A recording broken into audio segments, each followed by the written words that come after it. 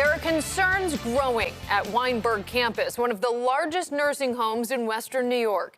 This comes as employees are reporting bounced paychecks, among other issues to do with workers' pay. Our Trina Ketterson joins us with the latest details. Trina. Kelsey, there are more than 300 union employees at Weinberg Campus, but union officials say they're still not sure how many people haven't been paid. While the payment issues are slowly starting to dissolve, employees are wondering, when is enough going to be enough? You have people that's coming to work thinking that they're going to get paid that day, and they don't have gas to get home. A developing situation at Weinberg Campus has left employees frustrated and family members scared.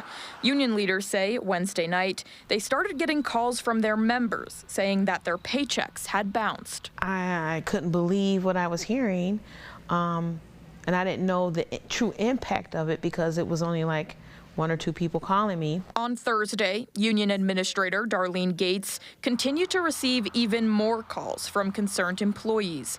Gates says the uncertainty continued to grow, and she was receiving no communication from Weinberg leadership. You had some people turning in their checks to the landlords to pay rent, and now they're learning the true impact that their rent is not paid because of a bad check. According to the union, Weinberg Campus management says bounced paychecks have started being reissued, but some employees' bank accounts are now overdrawn because of this.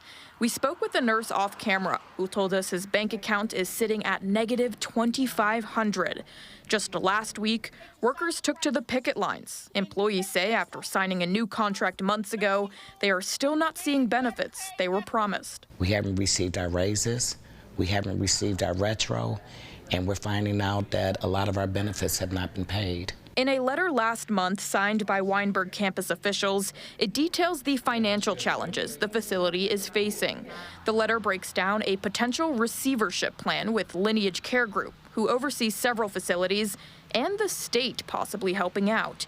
In a statement, the State Department of Health says they are currently reviewing the letter.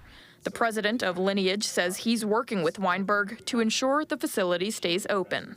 It's their home. They're not going to have much of a choice moving somewhere else if the facility closes, right? They chose to live here. We'd really like to make sure that they can maintain their residence. Employees say Weinberg Campus leaders continue to fail them.